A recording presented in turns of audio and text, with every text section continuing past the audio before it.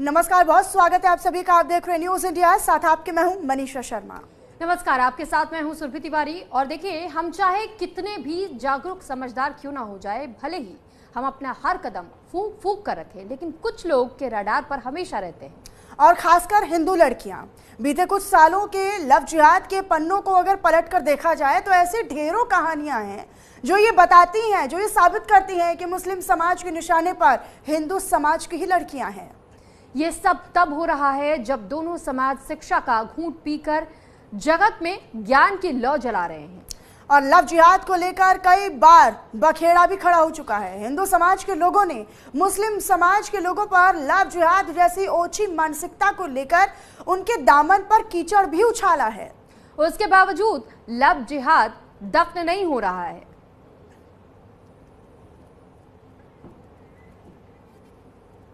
तो देखिए, बिहार जिसे एक समय शिक्षा का सबसे बड़ा केंद्र माना जाता था, हालांकि उस ज्ञान की कुछ छींटे आज भी बिहार की धरती पर मौजूद हैं। और इसके बाद भी लोग अच्छी हरकत करने से बाज नहीं आ रहे, ओछी हरकत करने से माफ कीजिएगा, बाज नहीं आ रहे हैं। और राजधानी पटना में एक बार फिर लव जिहाद का मामला सामने आया है। और इस लव जिहाद के मामले में लड़का और लड़की दोनों ही पढ़े लिखे हैं, लेकिन फिर भी ना तो लड़के ने अपने ज्ञान की कद्र की, ना ही लड़की ने उस ओर अपना कदम बढ़ाने से पहले जरा भी सोचा। हालांकि किसी को चाहना गुनाह नहीं है, लेकिन जब समाज के अंदर लव जिहाद खूब फल और फूल रहा हो, तो ऐसे में हिंदू समाज की लड़कियों को अपने दिल में जगह देने से पहले 100 बार सोचना चाहिए। बिल्कुल। तो वहीं दूसरी तरफ मुस्लिम समाज के लोगों को झूठ की आड़ लेकर प्यार की तलाश अब बंद कर देनी चाहिए। ये ना सिर्फ खुद उनके लिए जरूरी है, बल्कि उनके पूरे समाज के लिए भी बेहद जरूरी है। तो सुरभि, जिस तरीके से अब पटना में एक और लव जिहाद का मामला सामने आया है, खास बात यह है कि ये कोई अनपढ़ नहीं है, कम पढ़े लिखे नहीं है, ये बेहद पढ़े लिखे हैं। और जो छात्रा है वो पढ़ाई करने के लिए जा रही थी और डॉक्टर उस शख्स को बताया जा रहा है जिसने लव जिहाद किया है। बिल्कुल, देखिए, लव जिहाद का ये पहला मामला नहीं है। बताया ये भी जाता है कि कैसे लव जिहाद के अलग अलग तरीके से एंगल सामने आए हैं। अब देखिए, जब समाज के अंदर लव जिहाद खूब फल फूल रहा होता है, ऐसे में सबसे ज्यादा सवाल यही खड़े होते हैं कि हिंदू लड़कियों को अपनी सूझबूझ से काम लेना चाहिए, अपनी समझदारी दिखानी चाहिए। लेकिन अब तक क्या क्या हुआ है, हम आपको ये भी जानकारी दे देते हैं। देखिए, पीड़ित ने महिला थाने में शिकायत दर्ज करा दी इस मामले को लेकर के, लेकिन सवाल इसमें यह भी है कि आरोपी पर धोखा देने का जो आरोप लगा है, आखिर इसकी शुरुआत कहां से हुई। पीड़िता ने महिला थाने में शिकायत भी दर्ज कराई है, और इसके अलावा आरोपी पर धोखा देने का आरोप जो अब तक लगा है, इस पूरे मामले को लेकर जो कहानी बताई गई है उसमें यह बताया गया है कि एक मेडिकल छात्र जिसने लव जिहाद का आरोप के तहत में ये इसके गिरफ्त में आया था। तो देखिए, लगातार इस मामले को लेकर हम बात भी कर रहे हैं। दरअसल कहानी तब शुरू होती है 2022 से, जब दोनों की मुलाकात होती है, दोनों की दोस्ती होती है। और काफ़ी पढ़े लिखे हैं दोनों, ऐसा नहीं है कि एक कम पढ़ा लिखा हो या बिल्कुल पढ़े लिखे नहीं हैं, दोनों अच्छे पढ़े लिखे हैं। और अस्पताल में एक बार जाती है, एक लड़की जो है वो अस्पताल में जाती है, उससे मुलाकात करती है, दोनों की दोस्ती होती है। दोनों की दोस्ती जो है वो प्यार में तब्दील हो जाती है। इसके बाद क्या हुआ, इसके बाद आरोप शख्स पर यह है कि सेहाज नाम था, लेकिन उसने क्या किया, उसने अपनी पहचान सोनू बताई थी। शुरुआत में लड़की हिंदू थी, लेकिन अपनी पहचान उसने सोनू बताई, जबकि असल में नाम था सेहाज अहमद। अब इसको लेकर जब लड़की को मालूम चला, क्योंकि वो धर्म परिवर्तन का दबाव बनाने लगा था, उसने धोखे से, क्योंकि ये भी आरोप है जो लड़की ने एफआईआर दर्ज करवाई है अब 19 तारीख में, 19 जून को, उसमें ये कहा गया है कि इसने मुझ पर धर्म परिवर्तन का दबाव भी बनाया, इसने मुझे धोखे से बीफ खिलाया, इसने मुझसे नमाज पढ़ने के लिए कहा, और यही नहीं, कलमा रटने की भी बात शख्स की ओर से कही गई। इसके बाद जब इन तमाम चीज़ों से किनारा करती हुई लड़की नजर आई, तो उसने इसी साल की ईद पर किसी अन्य लड़की से शादी कर ली, जिसकी जानकारी उस लड़की को नहीं थी। लेकिन उसके बाद जैसे ही जानकारी उस लड़की को मिलती है, वो फौरन उसके परिवार वालों और उसके घर पर धमक जाती है। फिर क्या हुआ, फिर आगे न केवल लड़का बल्कि आरोपी, बल्कि उसका पूरा परिवार उसके साथ मारपीट करता है, लड़की के साथ मारपीट करता है, उसके साथ अभद्रता करता है, दुर्व्यवहार करता है, और ये कहता है कि हमारे धर्म में 2 शादियां जायज़ हैं। अब आप ये समझिए कि ये जो लव जिहाद का मामला है किस कदर, अब मुझे लगता है कि सुरभि इस पर बात होनी चाहिए। लगातार आरोपी जो है वो अपनी पहचान छुपाते हैं और फिर बाद में पता चलता है कि वो किसी अन्य धर्म से या मुस्लिम धर्म से है, उसके बाद भी उनकी जो सनक है वो जाती नहीं है। तो देखिए अब तक क्या क्या हुआ वो हम आपको लगातार बता रहे हैं। कहानी कहाँ से शुरू होती है, लड़की पक्ष का क्या कहना है, आरोपी कौन है, और इसके बारे में भी हम आपको बता रहे हैं अब तक क्या क्या हुआ है। अभी तक एफआईआर हुई है, तमाम तरह के आरोप जो हैं वो लड़के पर लगाए गए हैं। ये देखिए, ये दूल्हा बना जो शख्स बैठा है ये वो आरोपी है सिहाज अहमद, जिसने अपनी पहचान शुरुआत में सोनू बताई और सोनू बनकर पहले दोस्ती की, दोस्ती का हाथ बढ़ाया, उसके बाद दोस्ती प्यार में तब्दील हो जाती है। आप समझिए 2022 से लेकर अब तक शख्स क्या है, इसके पीछे का धर्म क्या है, क्या मंशा है, अभी तक लड़की को पता ही नहीं चला था। जैसे ही पता चला उसने इसका विरोध किया और एफआईआर दर्ज करवाई।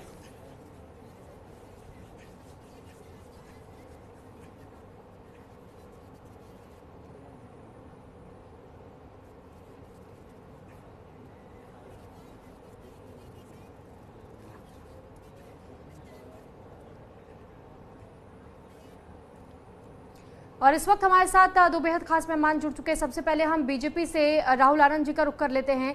राहुल जी, सवाल हर बार इसी को लेकर के बहुत स्वागत के साथ ही मैं ये सवाल आपसे लेना चाहूंगी कि जिस तरह हम देख रहे हैं कि बार बार लव जिहाद से जुड़ी हुई कहानियां आती हैं, साथ ही कई बार सवाल ये भी खड़े कर दिए जाते हैं कि आखिर हिंदू लड़कियों में इतनी समझदारी क्यों नहीं हो पाती है कि वो पहले से इन चीजों को भाप पाए, और इतना आसानी से मूर्ख कैसे इन लड़कियों को बना दिया जाता है। देखिए, इस चर्चा की शुरुआत करने से पहले बड़ा ही खेद के साथ इस चीज को प्रकट करना चाहेंगे आपके सामने कि जो हिंदू समाज में जो लड़कियां हैं वो अपने आप को जिस तरह से शिकार बताती है वो निश्चित रूप से समाज के अंदर प्रतिकार करने योग्य है। और ये एक सामाजिक और ये एक समाज का भी दायित्व बनता है, सभ्य समाज का दायित्व बनता है कि अपनी लड़कियों को इस तरह की विकार से बचाया जाए। लेकिन फिर भी अगर हम बात करें मुसलमानों के द्वारा, तो कुरान के एक आयत में इस चीज को लिखा गया है जिहाद के बारे में, वो 29.69 पॉइंट है कुरान का, जिसमें लिखा गया है कि जो लोग हमारी राह में जिहाद करते हैं हम उन्हें अपने रास्तों की ओर नए मार्ग दिखाते हैं। तो देखिए क्या है कि जो जिहाद शब्द, सबसे पहले बात तो जो लव है तो वो कोई भी कर सकता है, प्यार किसी भी कर सकता है, लेकिन ये धर्म छुपा कर क्यों करना है?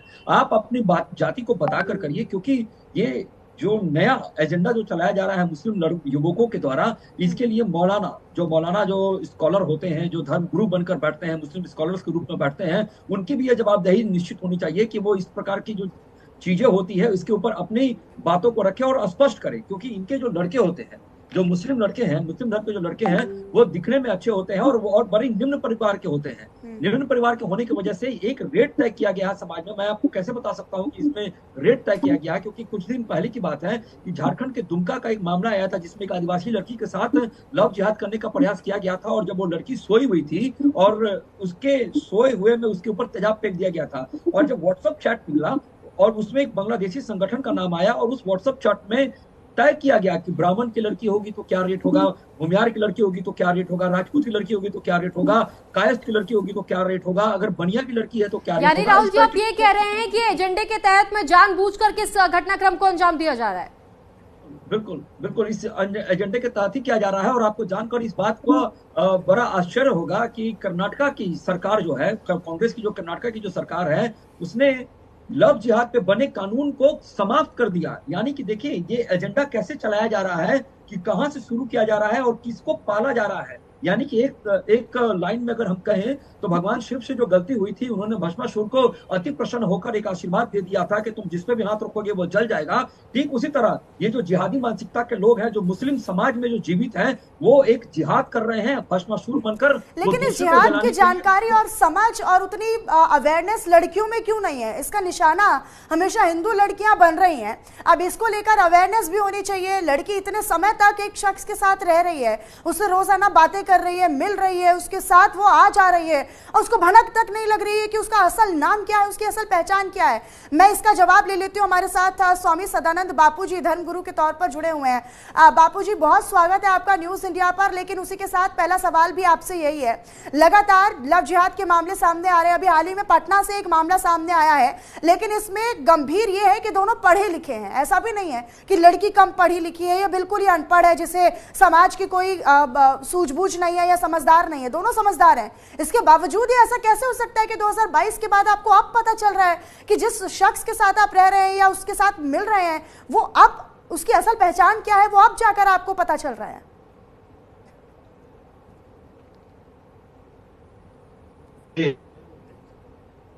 ये समाज, सबसे पहले हमारे समाज में इस चीज की जागृति समाज के समस्त बड़े बुजुर्ग का मार्गदर्शक है, या तो राजनैतिक हो, सामाजिक हो या धार्मिक हो।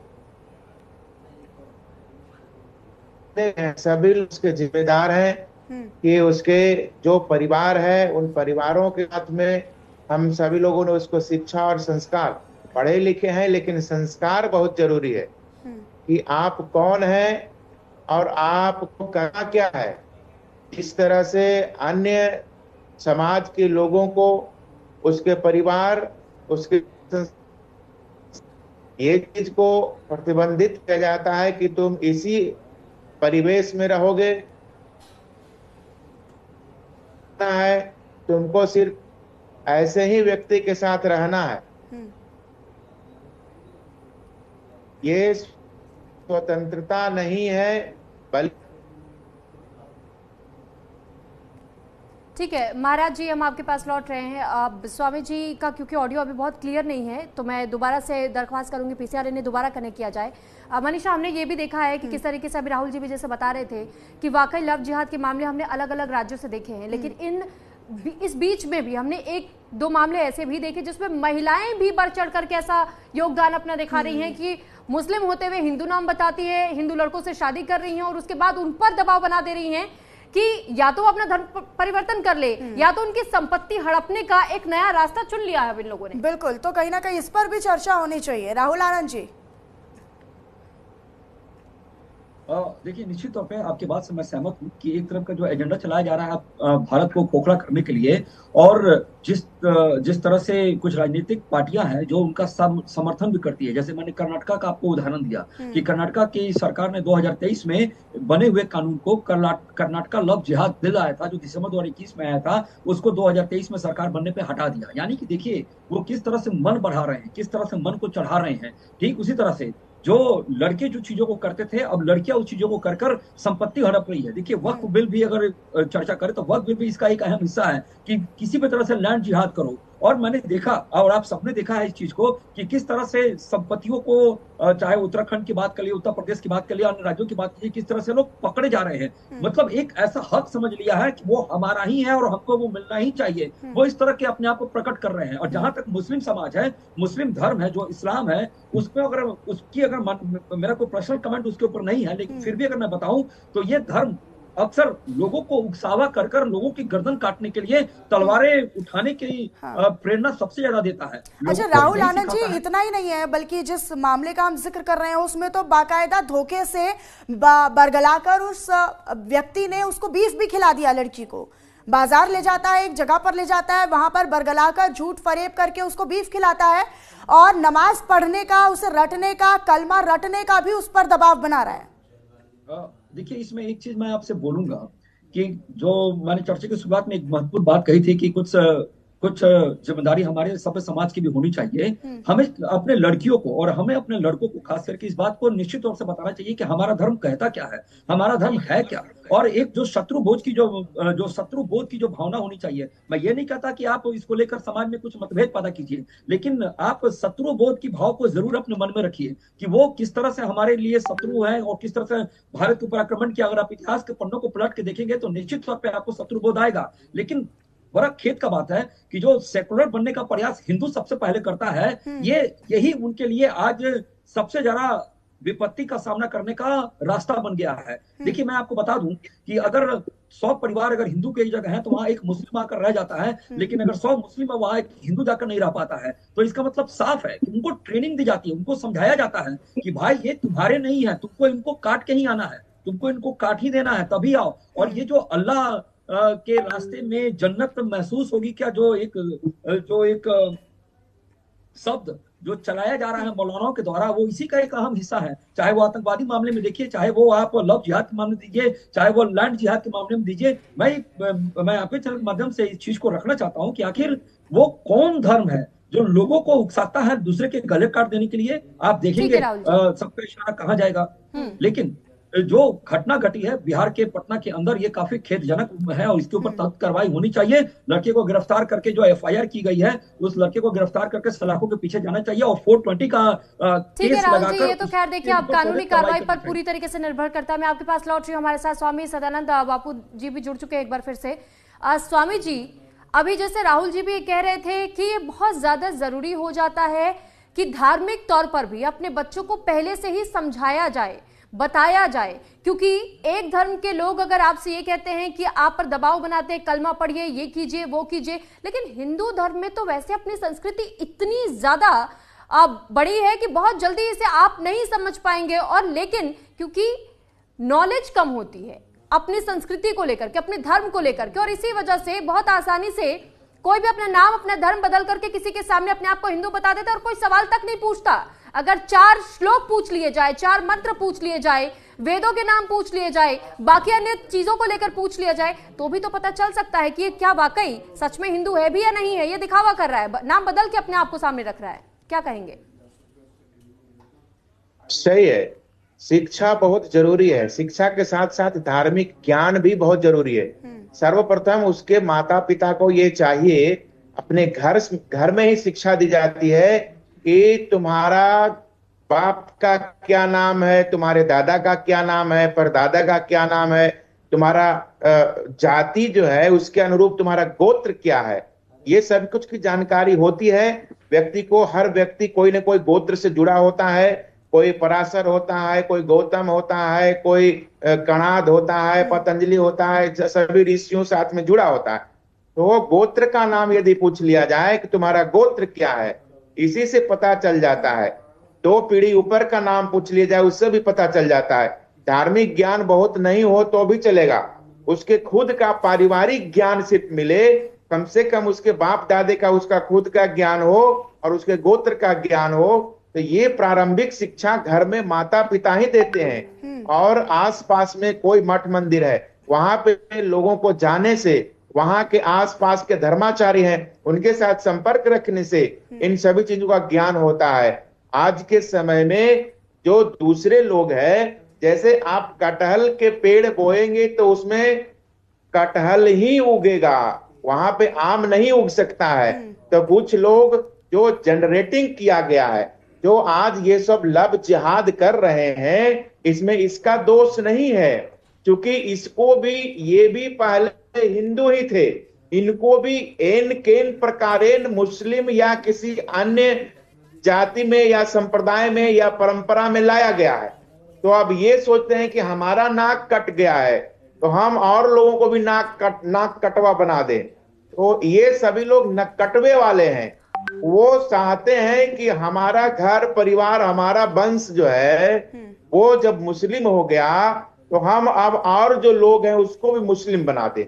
उसको अपने खुद का ज्ञान नहीं है। लेकिन बापू, आप ये समझिए कि इस पूरे मामले में बहुत ही हैरान कर देने वाली बात ये है कि वो विश्वास दिलाने के लिए इतना ज्यादा वो मेहनत कर रहा था, इतना प्रयास उसने किया, उस मुस्लिम शख्स ने या आरोपी आप कह सकते हो उसको, आरोपी ने, कि वो छठ वाले दिन उस महिला के साथ, उस लड़की के साथ वो अर्घ देता है ताकि उसे पूरी तरीके से विश्वास हो जाए कि जी हाँ मैं भी हिंदू हूँ, मैं असल में सोनू हुई हूँ। और लेकिन इसको लेकर अब सामाजिक तौर पर भी अवेयरनेस और जागरूकता, मुझे लगता है कि जैसे कि आपने जिक्र किया कि अपने घर से ही शुरू होती है, वो भी काफी जरूरी हो जाती है। बहुत शुक्रिया बापू आपका हमारे साथ जुड़ने के लिए, और राहुल आनंद हमारे साथ जुड़े उसके लिए भी बहुत शुक्रिया आपका।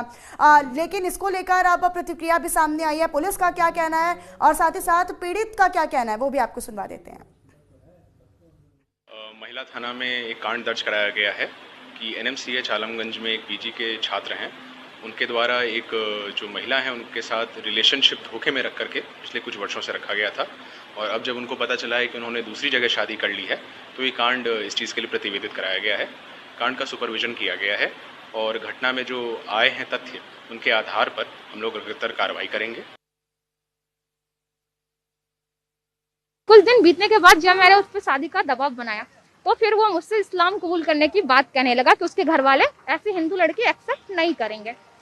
फिर क्या था, मैंने कहा कि इस्लाम की तो बात कभी हुई ही नहीं थी हम लोगों के बीच, तुम अपना रिलीजन फॉलो करोगे, मैं अपना फॉलो करूंगी, हमारे बीच ऐसी बातचीत हुई थी। फिर उसने कहा नहीं ऐसा नहीं हो सकता है ना, मैं मुस्लिम हूँ आप हिंदू हैं तो बहुत मतलब डिसमैच हो जाएगा, मेरे घर वाले आपको एक्सेप्ट नहीं करेंगे। इस प्रकार से उसने मुझे बरगलाना चालू किया। इतना ही नहीं, मुझे सब्जी बाग ले जा करके बीफ बिरयानी खिलाया, वो दुकान भी अभी मैं दिखा सकती हूँ आपको, और रोजे रखवाए जबरदस्ती, मुझे 5 दफे नमाज पढ़ने के लिए फोर्स करता रहा, मुझे 6 तरह का कलमा सीखने के लिए भी प्रताड़ित करता रहा।